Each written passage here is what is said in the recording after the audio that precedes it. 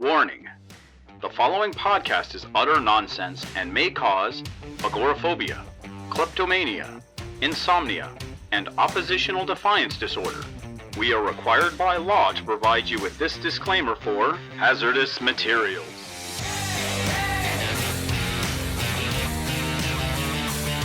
Welcome back to Hazardous Materials, the show that doesn't quite have a subtitle yet in our new and thrilling era. I am Gideon Gonzalez, and joining with me as always, Casey Johnson. And today we're going to be doing a little deep dive into some of the, maybe not quite obscure characters, maybe some of the fresher ones that were just announced at the big Disney shareholder meeting where they announced a lot of stuff. What, like 50? A lot of stuff. There's the Marvel shows like Armor Wars, Secret Invasion. They talked a lot about the stuff that we already know about, like What If, Moon Knight, Miss Marvel. And in these trying times where we are addicted to content and require it to be shoveled into our trough on a daily basis by whatever monopolistic corporation of your choice, we got some good ones. We did. We got some good ones, and with it, Kevin Feige took time to introduce some of the characters that have already been cast. And for the casual Marvel Cinematic Universe viewer, there's going to be some head-scratch moments. Like, who the hell is Kang the Conqueror? Oh, but I love that guy. Who the hell is America Chavez, and why is she important? She's great. Love her. What is the TVA? Because he had it on his shirt, but they never explained it. Oh, that's Loki. that's the yellow wire on your TV. No, that's component. No. No, we're going to explain to you what all these things are. We're going to explain to you what the TVA is and how it is actually pretty cool. And we may see more of it later down the line, especially, I think, in She-Hulk, but we'll get into Fingers that. crossed. But first thing we're going to tackle is the finally revealed character that our boy Christian Bale is going to be playing. Yes. In Thor: Love and Thunder, which is Gorr the God Butcher. Who has a very metal-sounding name. He does have a name. He first shows up in Jason Aaron and Asad Ribic's Thor: God of Thunder series, where he's introduced as the big bad with a name like that. He's got to be. Yeah, I mean, you're Gorr the God Butcher. There's going to be some missing characters in your cast. He's got the classy, or not classy, the classic, maybe a little classy, angsty atheist origin of, oh, gods exist and they didn't help me, I'll kill them all. So this is atheist god. Yes. So yeah, he's not a god. He's an alien dude, a big gnarly guy, and kind of like Thanos or your Beta Ray Bills, just a big buff alien. Oh, okay. And he makes it his mission to kill all the gods with a sword called the All Black. Which that's not edgelord at all. No, it's not. And here's what's kind of funny. Speaking of edgelord, it got tied into recent edgelord poster boy Null. Yes, and that got retconned into being his first appearance. That Donny Cates made it so Null made the All Black, and it's a symbiote sword. It's silly, but I believe. We're not going to get into how ridiculous symbiotes have gotten. We're not here to talk. We're going to talk to you why Gorr the God Butcher is not only important to the MCU, but why it probably leads directly to Natalie Portman getting the hammer. Yeah, so Gorr the God Butcher, his whole ethos was that gods hold mortals back, and that's why he wants to kill them all. Yeah. So the way Thor lost Mjolnir and how it found its way to Jane Mew. Foster, yes, I'll good old never get Mew over Mew, that. was Nick Fury whispered in his ear, Gorr was right, and that gave Thor that seed of self-doubt, and he couldn't lift Mjolnir anymore. Was that what happened in that? Yeah. I'd always wondered what happened. Yep. So Gorr was right, and Thor lost his mojo, and then without Mjolnir, then Malekith cut his arm off, and he had a little destroyer arm. Like he had a golden arm for a very long time. It was pretty dope. It was pretty. He only cool. recently got rid of it when he became the Allfather, Big Papa. Was that the Allfather? He got his arm back. I thought he it was got when the Odin he got Force. Galactus's power cosmic. No, it was before that. Yeah, he got the Papa power, and so he Papa got the arm power back. Yeah, that was in War of the Realms, I believe. I wonder if you got to sacrifice an eye for the Papa power. But yeah, Gorr the God Butcher, big fan favorite Thor villain. Like he's been around for less than a decade. I was really pulling for Christian Bale to be Dario Agger, my favorite corporate menace minotaur from our Immortal Hulk reviews. Precisely. But I'll take Gorr the God Butcher. We'll take Gorr the God Butcher. Should be a good flick. Next up on our list is the villain that was announced in Ant-Man and the Wasp, Quantumania. Great title. Love it. I love this. I love this. They're using a big tag villain People that read Marvel Comics know who Kang the Conqueror is. This is our... Oh, do you mean Ramatut? I mean Scarlet Centurion. Do you mean Immortus? Kang the Conqueror goes through many names because he is a long-lived and time-traveling kind of dude. I really expected him to show up in an Avengers title because that's the quality of villain he is. He's big league. Yeah. For him to show up in Ant-Man and the Wasp, I'm like, where are they going with this? I think it's just like starting it. Like, I think we will see kind of a lower power tier Kang in this movie, Mm-hmm. and then we'll get a further down the timeline Kang show up in an Avengers movie. So Again, maybe even Immortus. Maybe my boy Ramatut. yeah, so Kang the Conqueror has gone through many names. He's supposedly the ancestor of Reed Richards, Descendant. descendant of Reed Yes. Richards. Okay, N- okay, he's from the future. That's right. yes. Okay, It's from so the way the hell future. Kang the Conqueror's got kind of a unique look, and he's definitely sporting the classic '60s color scheme of maroon and green. Excellent Jack Kirby creation right there. Yeah. Beautiful outfit. Weird mask. Yes. Weird mask. I'm kind of curious to see how They they actually deal with that. in his early appearances in FF, they play with the idea that maybe it's Doctor Doom in the future. I'm buying it. They really play coy with it. I think later it turns out that he's a descendant of both Reed and Doom. So Well, he's being played in this version by Jonathan Majors, who recently came to fame with Lovecraft Country. yes, excellent show, and Jonathan Majors is awesome in it as Atticus. Yeah, I'm really looking forward to this, and I think that you're right. It might get to be something big, because as we know, everything in Ant-Man apparently influences the entire universe, including that rat. Yes, very important. Very important. And hey, with Cassie Lang showing up, also in Ant-Man, I see and where with you're going with this. Kate Bishop being in the Hawkeye show, and another character we're going to mention later, I don't think it's outside the realm of possibility that we might get Iron Lad, another identity of Kang. Yes, Iron Lad was part of the Young Avengers lineup, which involves Cassie from Ant-Man and America Chavez, which we're going to talk about here in just a little bit.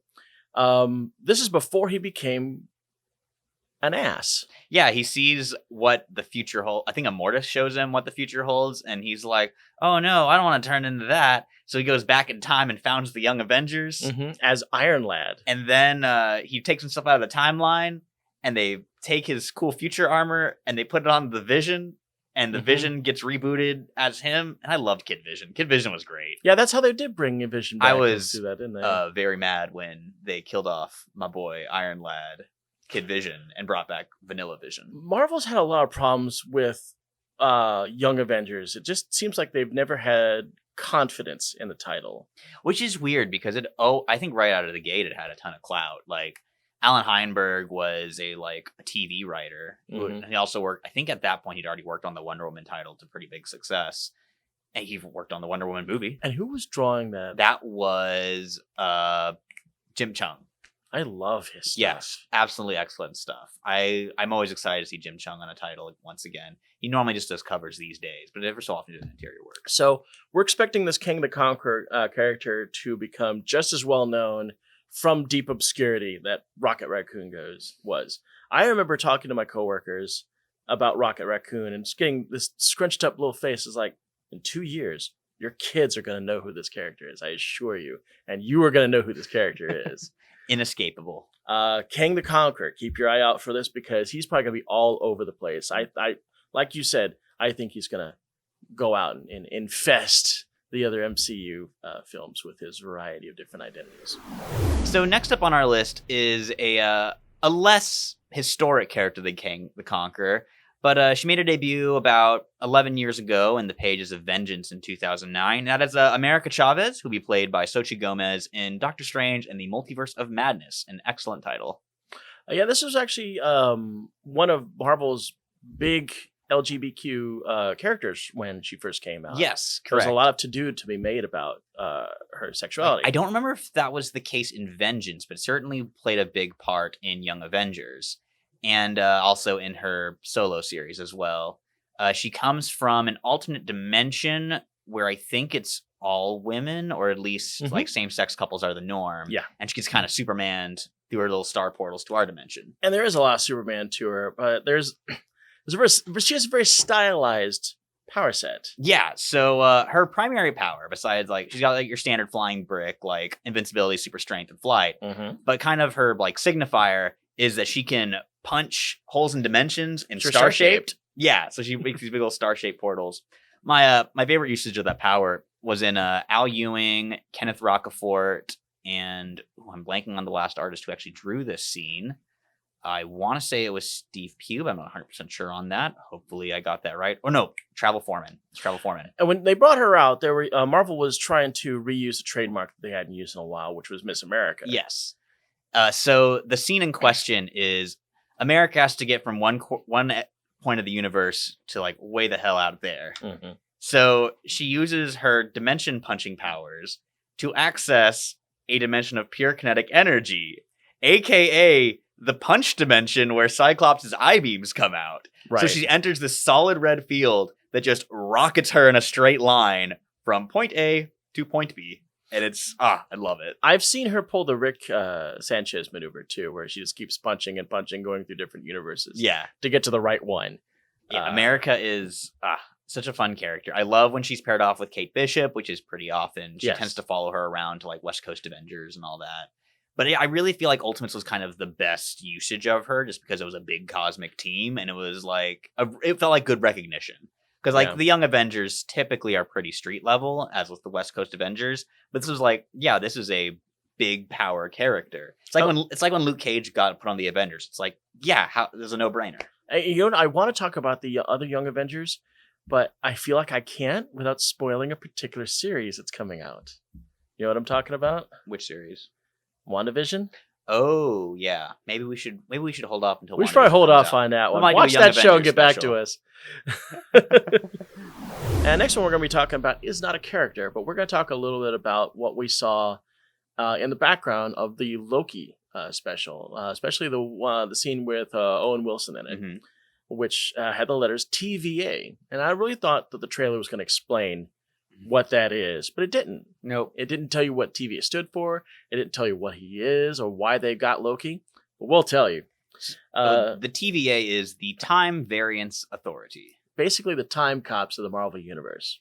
They go around fixing continuity gaffes, which was the initial joke in Walt Simonson's Thor, was that the TVA was just Mark Grunwald, iconic Marvel writer and editor, who was also a huge continuity hound. So he was always being like, oh no, you gotta fix this, you gotta fix that. So he made a little joke on his editor, who was always like, hey, you can't do this thing in Thor because this thing happened in this one issue from the 60s. Indeed. So Owen Wilson's character is going to be named Mobius M. Mobius, and he's a mid-level bureaucrat in this organization. From what I understand, they are going to enlist Loki to fix the problems of his presence, and that's why they got him in that cool cop suit. Yeah, his little and normal suit there. The great DB Cooper bit. I love the DB Cooper from the back end.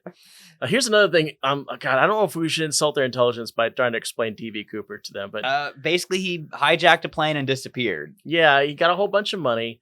He had a very iconic look because at the time DB Cooper happened, that they only had a sketch, and the sketch artist had dark hair, sunglasses, kind of an oval shaped face, and that's exactly what Mr. Middleston looked like at the very end of that when he jumped out. It's like, oh my god, that's DB Cooper. That's hilarious. They never found DB Cooper. They found some of his money, and there's theories that he got away and he's got all his money, or he probably died, because people shouldn't be jumping out of jetliners in parachutes with big bags of money.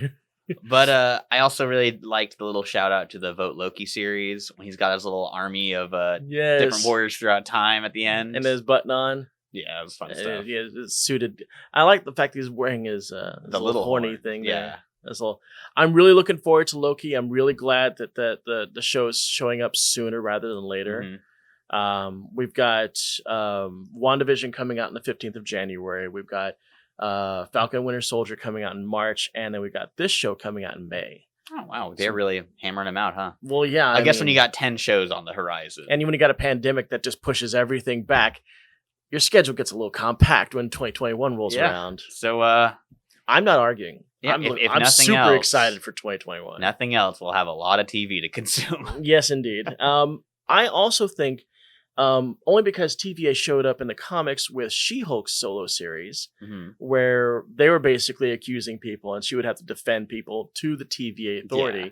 I think that they're going to show up there too, since apparently She-Hulk is going to be a cameo machine. I hope so, yeah. Fingers crossed. Yeah. And next up on our list is the newest member of the Iron Man legacy, Ironheart Riri Williams, who will be played by Dominique Thorne in a self-titled Disney Plus series. Have we seen Dominique Thorne in anything else? I'm not familiar with her. I'm not familiar with her either. Can't say that I am, but like younger up-and-coming actress, so not to be surprising. But this is all about Riri Williams. So. Exactly. So Riri Williams is a child prodigy, builds a set of Iron Man armor during Bendis's run and like pretty early on. And when Iron Man dies in Civil War II, Reed goes into a Kryptonian hypersleep. She takes up the name Ironheart, whips up her own cool suit of armor and is flying around. And that era of Ironheart didn't really grab me because Civil War II was happening, so it wasn't great. But I think, like a lot of Bendis created characters, she got infinitely better when passed off to another creator. That being Eve Ewing and Luciano Vecchio, who give her a awesome redesigned outfit. I love this suit. Yeah, the pink armor's pink, awesome. black, and was it maroon? I can't remember. Just like a very strong, unique silhouette, great color scheme. And it had a heart logo on the armor. Yes. Well, we're just going to put that up here. And Eve Ewing is excellent writer. Love reading her pro stuff online. And she really like kind of took ownership of that character. And she actually went on to join that new teen group, Champions. The Champions, yes. Also a very good usage of her. Yeah. Jim Zub did a lot of great work there. Which we also now find Miss Marvel, Miles Morales, young Cyclops, which I'm sure is going to confuse a few people, but don't worry, he's gone. It was a phase. Yeah, who else was in that? Was it Amadeus Cho was there. Yeah, that's right. Kid Nova was there. Viv Vision was there.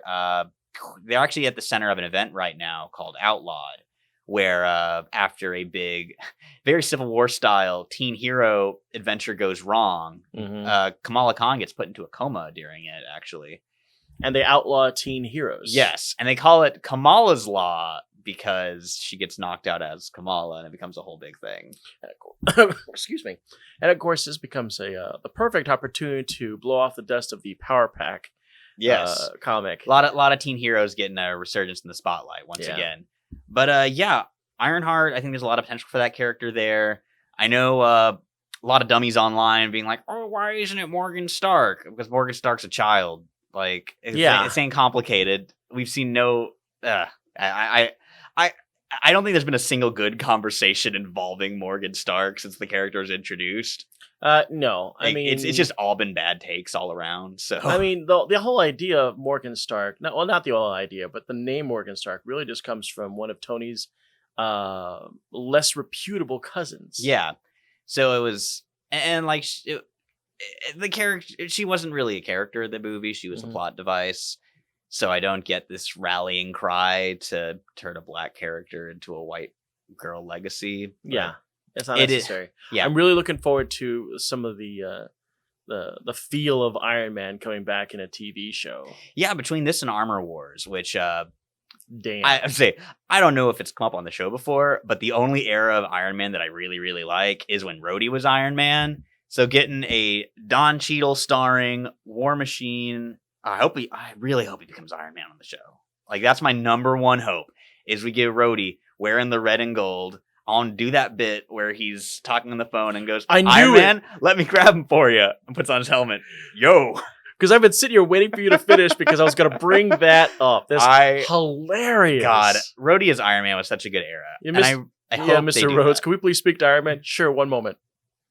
This is Iron Man. 10 out of 10. Yeah. As you know, I'm not a big Iron Man guy, but I do like Iron Man supporting cast.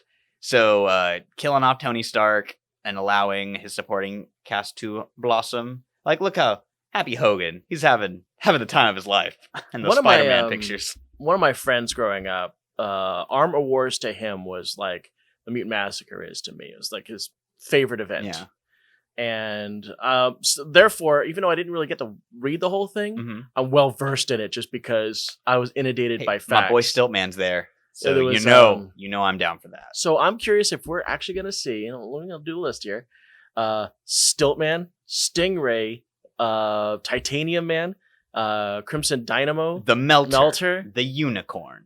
Yeah, all these characters going to show up in some weird cameo fashion. Maybe, but all I know is I'm excited about the Iron Man franchise, which is not words I've ever said in my life. All right, next up, we're going to talk about a character that's really actually already appeared in Captain Marvel as a child, and that is Monica Rambeau. Yes, one of both of our favorite characters. Yeah, she is my Captain Marvel, my favorite character to hold the mantle. It's a competitive field because there's a lot of great captains out there, but Monica is, I think, the best. Yeah, I mean, sorry, I was about to tread on your words. I was really trying not to. But back in 1980, when the original Captain Marvel died, Marvel was really kind of sitting on this IP with no real direction to it. I mean, yeah, we had Miss Marvel, but she wasn't doing anything at the time either, so there was really no quick legacy on this. Yeah.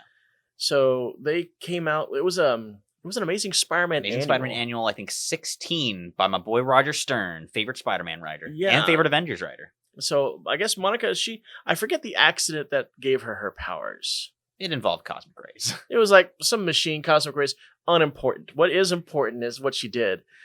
She got whip ass. Yeah, she did whip ass, but she got a costume out of a Mardi Gras bin because she was a New Orleans cop. And as a matter of fact, a lot of her storylines dealt with New Orleans until they, yanked her in to mid 80s West Coast Avengers, I believe. And she wasn't a West Coaster. She is a mainline Avenger. Oh, when Roger right. Stern was on the title, she became the leader of the Avengers. Yeah. And she oversaw, I would say, the greatest Avengers run of all time. You've got stuff like Under Siege in there. Like, it's iconic stories. When they go to Olympus and to go save Hercules, and Namor gets his arms broken by Neptune, that stuff rocks. Is the siege you're talking about, is that when the Masters of Evil stormed the Avengers? Yes. That is, to me, like, the Avengers story. That is a really good story. Real good stuff. But back to Monica. Yeah, our girl Monica was the child character in Captain Marvel. Now she's going to be in Captain Marvel 2, but she's also going to be in WandaVision, which I was very surprised by. I'm very surprised by because she has no connection to those characters whatsoever. Yeah, if there was going to be a show with Monica Rambeau in it, I was hoping it was going to be a Next Wave, which great comedy book that I've been praying for, like an adult animated series take on. If you're watching this and you know all the comic characters we're talking about, and you're just kind of watching this just to pass the time, but you don't know what Next Wave is, take the time to read Next Wave. It's like Shakespeare, but with much more punching. Yes. One of my favorite covers ever is this one, where they're Civil War non-crossover. Oh, when they're protesting Civil War? Yeah, Mark Millar licks goats. Classic. And I love the bit where all the Civil War books have like a single color, and theirs is plaid. Yeah, and it's like slightly askewed and kind of ripped up a bit. So good. Next Wave was genius, and I'm really sad that there has not been a follow-up to it. Well, in Monica's appearances, they actually addressed that in Captain America and the Mighty Avengers, where the Beyond Corporation comes back, and because for a long time, Next Wave was so goofy that Marvel didn't really treat it as canon, right? Even though it had the most popular versions of a lot of existing characters, right? And so they would take those versions of them, but then they would play coy about it if the book was in canon. Captain Marvel and the Mighty Avengers, I believe Al Ewing was on the book at the time, made it so the Beyond Corporation just suppressed everyone's memories of the events. And so Monica remembers, and she gets her whole Next Wave look back, which was really, really cool because when Greg Land was doing Mighty Avengers, he couldn't be bothered to learn how to draw black hair, so he just traced some pictures of Halle Berry in the early 2000s. Is that what happened there? Yeah, so Monica lost her braids, but then when she remembers, she gets her braids back. It's really cool. Yeah, she started off with like a mid-80s afro. Yeah. Which looked great with the outfit that she was wearing. I love her little arm capes. Very fun. The little arm capes. Yes, exactly. So we should probably explain a little bit about what she can do. She's got energy powers, but they're not quite Captain Marvel's. She can turn powers. Into energy. She can transform into energy. So she can physically turn into light and pew. Yeah, so when she lost the title of Captain Marvel because Marvel wanted to give it to a Legacy character, so they found a character named Legacy. Yeah, It turned out to be our old Captain Marvel's son. And I love Genesis' run on the title. I did. And I thought loved it. Photon was a badass name. Peter David wrote it. Yeah. I'd say Photon was a great new name Mhm. for Monica. Did not like Spectrum as a name for her. Yeah. I thought, especially because she already had Photon, which was a great name. Don't know why they need to change it. It was really kind of sad, too, because once Genus Vell lost the Captain Marvel title, he took her second title from her. So he became Photon. Oh, I didn't even know that. And that's what turned her into Spectrum. Oh, that's lame. It was I thought lame. Genesis has been dead, though, hasn't he? Genus dead. He's been dead for quite some time in Yeah. the Thunderbolts run.